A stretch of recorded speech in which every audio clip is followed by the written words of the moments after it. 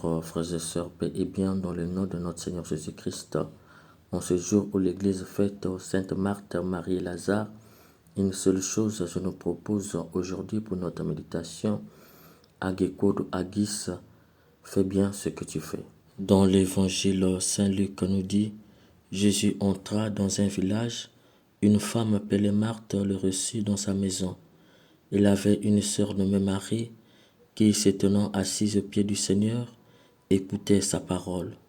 Marthe était accaparée par les multiples occupations du service.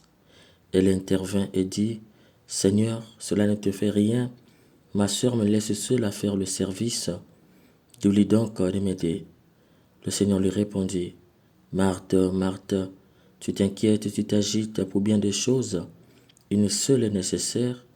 Marie a choisi la meilleure part, et ne lui sera pas enlevée. » La tentation est très grande de lire cet évangile en le centrant sur les figures de Marthe et de Marie.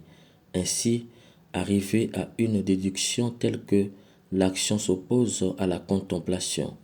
Marie assise aux pieds de Jésus pour écouter sa parole serait l'incarnation de la figure de la contemplation et Marthe en train de travailler serait la figure de l'action.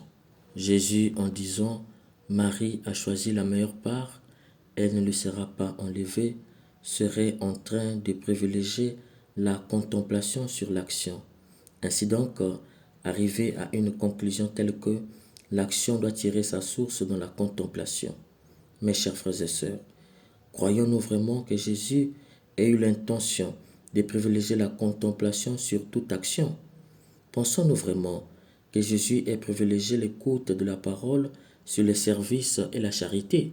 Pour répondre à ces questions, il nous faut remonter au chapitre 10. En effet, le chapitre 10 est appelé chez Saint Luc le chapitre de la mission et de l'apprentissage du travail. Jésus a envoyé les disciples deux par deux. Il est clair que l'action est au centre du chapitre 10, d'où est tiré l'évangile de ce jour. De ce fait, si Jésus au final du chapitre 10 met l'accent sur la contemplation, il serait carrément en train de contredire tout ce qu'il a enseigné lors des épisodes précédents. Au demeurant, qu'est-ce que Saint Luc veut réellement nous apprendre en nous racontant justement cet épisode de Jésus chez Marthe, Marie et Lazare? Pour comprendre ce que Saint Luc veut nous apprendre, il nous faut aller dans l'histoire. Lazare était un homme fort, un riche qui croyait en Jésus et n'hésitait pas à lui offrir son hospitalité. Et Jésus aimait bien venir chez Lazare se reposer après avoir beaucoup travaillé. Nous pouvons donc comprendre que le but de Jésus en venant chez Lazare est le repos accompagné d'un bon soin. Marthe et Marie sont les sœurs de Lazare. Elles savent très bien le mobile qui amène Jésus se reposer et se laisser prendre soin. C'est ici que tout se clarifie. Il s'agit d'accueil et d'hospitalité. Or, dans le moment d'accueil et d'hospitalité, surtout si l'étranger est spécial, la question qui sert quoi se pose. Dans la culture juive, l'accueil ou l'hospitalité se fait par deux façons. D'abord s'asseoir avec l'étranger pour prendre de ses nouvelles, enfin lui préparer un bon plat. Pour les uns, il faut d'abord écouter l'étranger afin de savoir quels sont ses goûts, ses soucis et ses joies, de sorte de lui offrir un bon repas qu'il aimerait. Pour les autres, qui vient de loin a toujours faim, il est fatigué, il faut commencer par le nourrir, après on pourrait prendre de ses nouvelles. Les deux sœurs sont l'une et l'autre dans ces deux écoles opposées.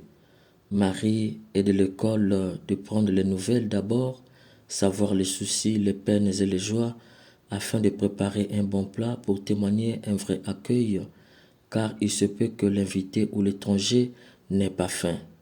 Marthe est de la deuxième école.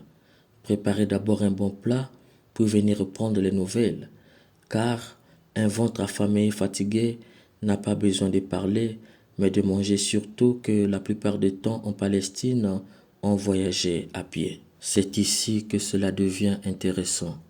Marthe va faire savoir à sa sœur son mécontentement en passant par Jésus pour que cela ait du poids. « Seigneur, Cela ne te fait rien que ma sœur me laisse seule à faire le service.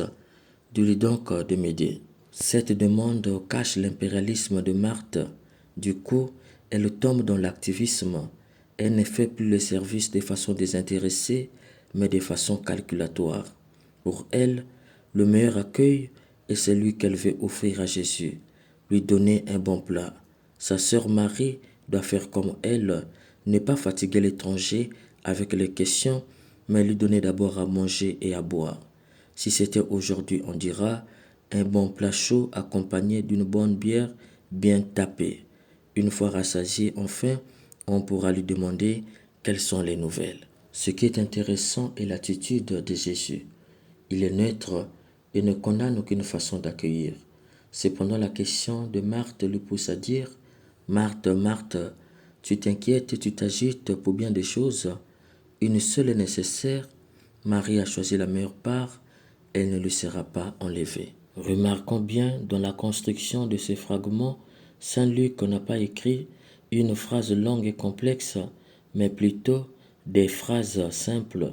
Tu t'agites pour bien des choses, point. Une première phrase. Une seule est nécessaire, point. Une deuxième phrase. Marie a choisi la meilleure part, elle ne lui sera pas enlevée, point. Une troisième phrase. Pourquoi Saint Luc ne les a pas écrites en une seule phrase longue? En fait, Saint Luc voulait nous éviter la tentation de croire que Jésus privilégiait l'une des façons d'accueillir.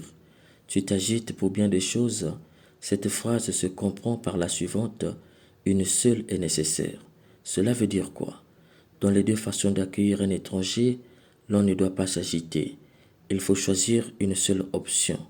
En disant Marie a choisi la meilleure part, il ne s'agit pas de choisir l'écoute de la parole de Dieu. Il faut entendre par là, Marie a choisi une option d'accueil, prendre les nouvelles, et elle le fait bien et même très bien. Par-delà, Jésus exhorte Marthe à bien faire ce qu'elle a choisi librement et volontairement, sans que l'étranger ait à le lui demander ou de le lui imposer. Ne pas être impérialiste, il faut tolérer que les autres choisissent une option différente. Mais étant donné qu'on a choisi seul et librement une option, il faut bien la faire sans d'abord compter sur les autres. Mes chers frères et sœurs, à travers cet évangile, Jésus te dit, fais bien ce que tu fais. Agekod agis, fais bien ce que tu fais. Un vrai disciple du Christ doit avoir une idée claire de ce qu'il veut faire et en le faisant, il doit bien le faire, sans quoi ce n'est pas la peine de le faire. Cela suppose d'emblée aimer ce qu'on fait. Qui aime ce qu'il fait le fait de façon excellente. On ne peut comprendre que vous aviez décidé librement et volontairement d'être footballeur, enseignant et médecin pour ne citer que ceci, mais vous brillez par l'incompétence. On ne peut non plus tolérer que vous-même aviez choisi librement d'être politicien, mais dans l'exercice de vos charges et vos fonctions, vous êtes médiocre. Malheureusement, lorsqu'on brille par l'incompétence et la médiocrité dans le domaine qu'on s'est choisi seul, librement et volontairement, on finit par être impérialiste. On fouine dans la vie des autres, on les accuse d'être la cause de nos échecs. Du coup, on oublie ce qu'on fait pour se concentrer sur ce que les autres font. Et lorsqu'on revient faire ce qu'on avait choisi de faire, on le fait de façon médiocre et incompétente. C'est pourquoi Jésus te dit aujourd'hui, il faut toujours viser l'excellence dans ce que tu choisis comme option préférentielle pour le bien. Ce qui veut dire, en tout, sois compétent, brille par l'excellence, vise le magis, fais-toi remarquer par la compétence de sorte que, lorsque tu es absent, que l'on sente qu'il y a un vide. Lorsque dans une société tu faisais des choses très bien et que si en partant les gens ne te regrettent pas, sache que tu as été un vrai médiocre dans ce que tu faisais. Qui fait bien et très bien ce qu'il fait, son absence était un grand vide dans le cœur. C'est pourquoi certains ont fini par le suivre dans les nouvelles terres de mission. Cher bien-aimé, devant deux options, Jésus te dit pas d'agitation. Choisis une des options et donne-toi à fond dans l'accomplissement. Fais cela avec maestria et compétence. Tu en sortiras davantage très compétent. C'est pourquoi Jésus dit, cette part ne lui sera pas enlevée. Il faut entendre par là qu'on peut voler ton diplôme, mais jamais on volera ta compétence. Or, pour devenir compétent dans un domaine choisi, il faut faire chaque chose bien et avec compétence. La compétence renforce la compétence.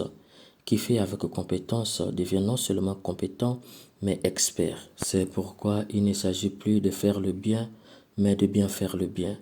Il ne s'agit plus d'aimer, mais de bien aimer. En clair, dans tout ce que tu fais, fais le bien.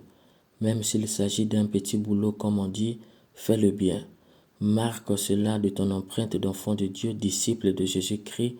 Bien faire ce que tu fais, agekod agis. Puisse l'Esprit Saint nous donner l'intelligence et la sagesse afin de toujours bien faire ce que nous avions à faire. Amen.